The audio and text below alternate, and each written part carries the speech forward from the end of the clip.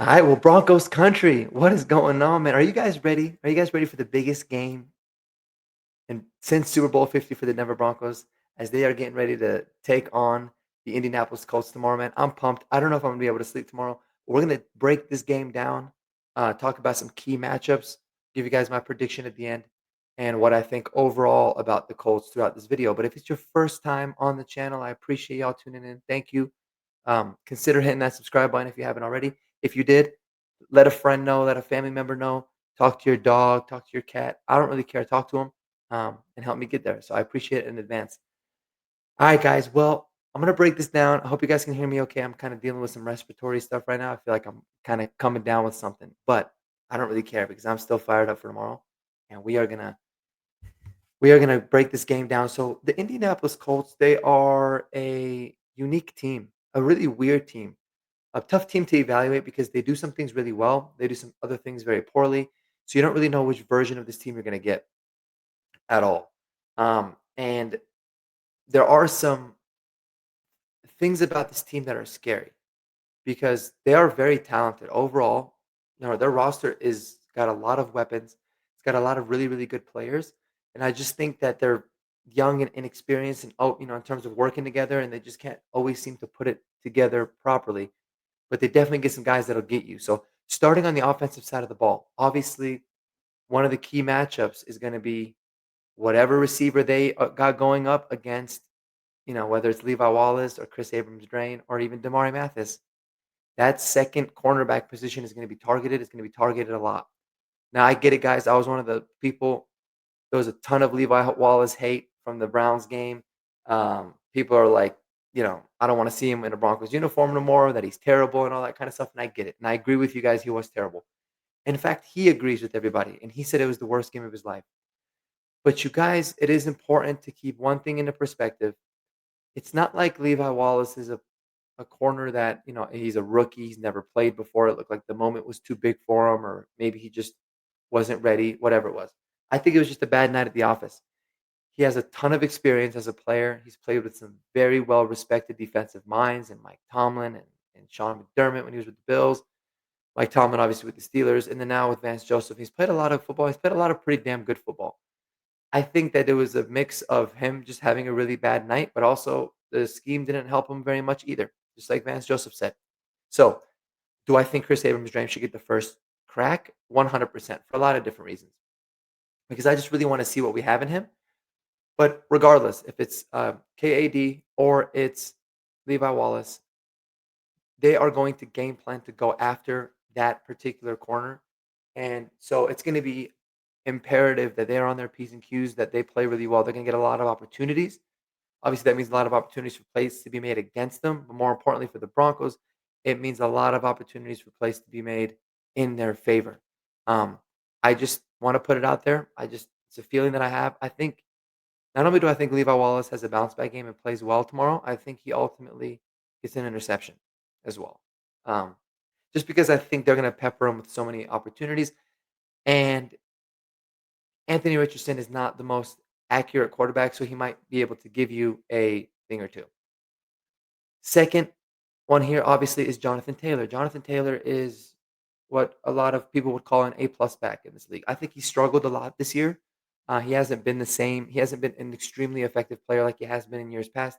But a lot of it is because defenses are stacking the box. They are daring him to beat them.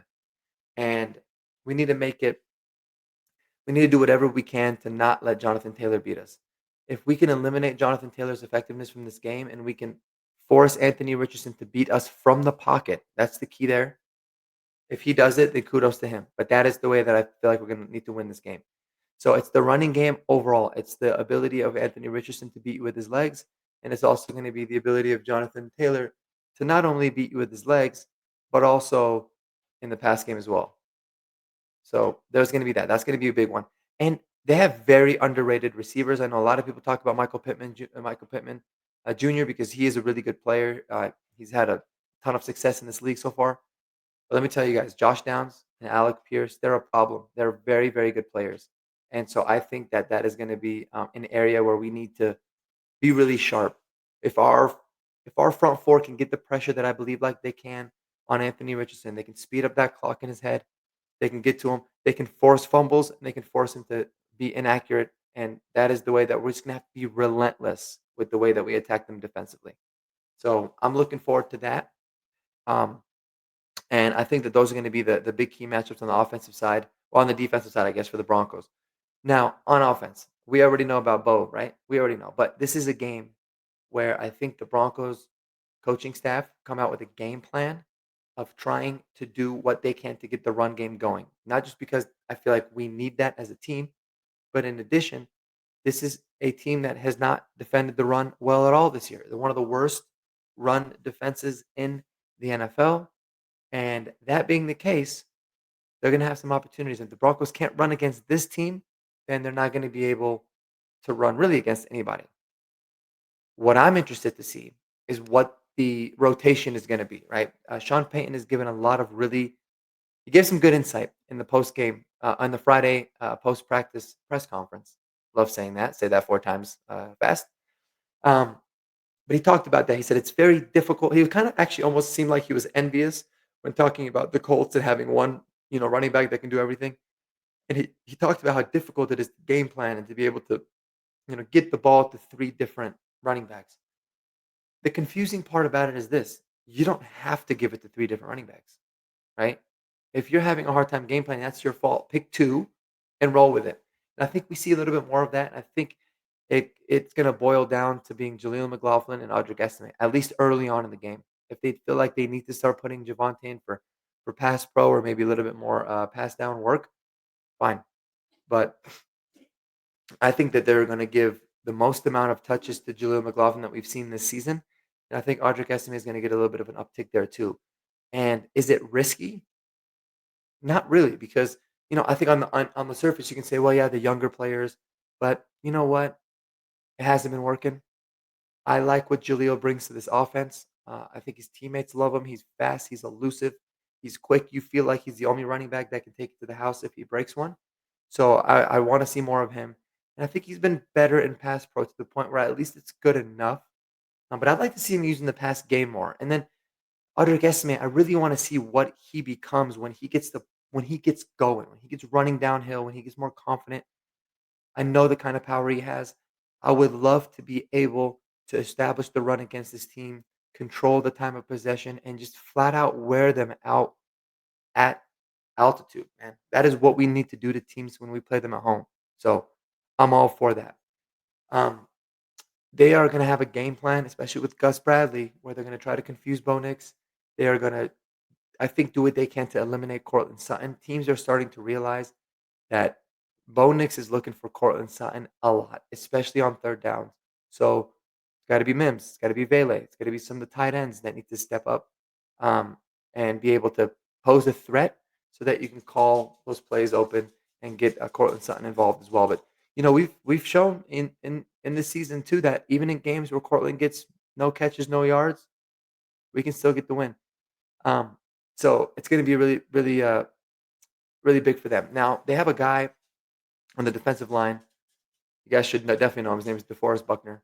Somebody that can be a really big game record, a very disruptive type of player.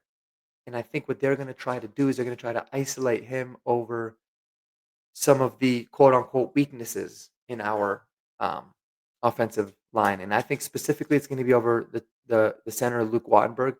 Luke Wattenberg, to his credit, has been very good as a run blocker. He's been pretty poor as a pass pro.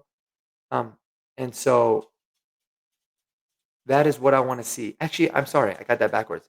Luke Wallenberg has been a pretty decent pass protector. He hasn't been very good in the run game, but somebody like a DeForest Buckner is gonna be he's gonna be a handful, so you're gonna have a plan for him. You're gonna have to have a plan for Kwity Paye, um, Liatu Latu, the rookie that they, had drafted as well. He's somebody that could be an issue there for you, and they got some guys in the secondary. But, for the Broncos, it's just about, keep doing what you have been. I think Bo's been, very, very good. The pocket has been awesome. He's been so much more comfortable, able to get the ball out of his hands quickly. But it's gonna be all about efficiency, and it's gonna be about being good, winning on 1st and 2nd down, not putting yourself in 3rd and long, and, eliminate a lot of those penalties. So a lot of the same things that we had talked about. But this is gonna be a game, guys, where the Colts are gonna come out, they're gonna be desperate. They are playing for their season.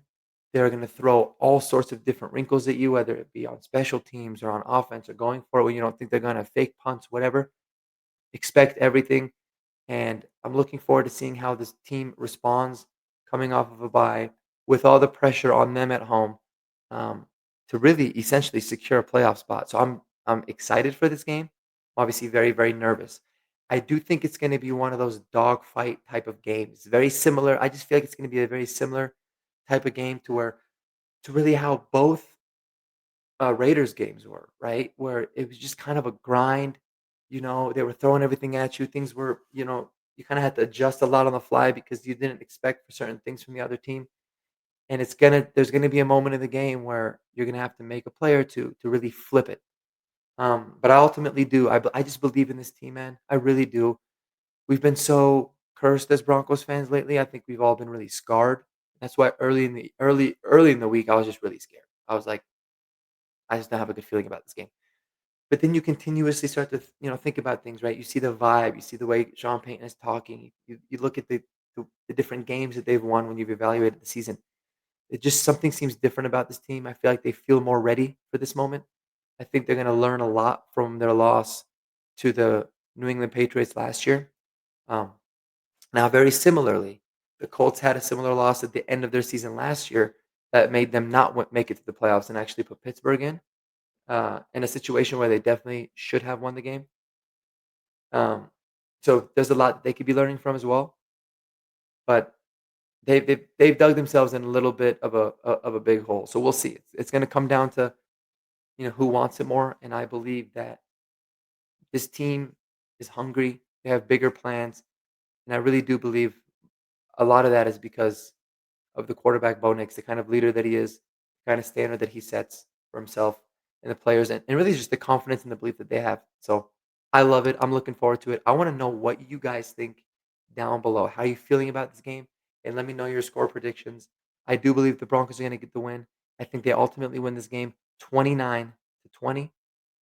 It's going to be, like I said, one of those grind out games. Will Lutz is going to have to be huge, get points whenever we have the opportunity to get points. I really do think it's going to be a big time Will Lutz game. I think the offense will score, 2, 3 touchdowns potentially, but then there's going to be a lot of those where we're going to be okay settling for field goals and playing defense. Let me know what you guys think below. Go Broncos, baby. I will not be able to go live before the game tomorrow as we have the Christmas party at our church, and I'm gonna be pushing the time right up to game time, but I do look forward to being with back live with Jeremy and David Talks Broncos tomorrow night, hopefully, or at worst case, Monday. We're still working some kinks out. But appreciate you guys.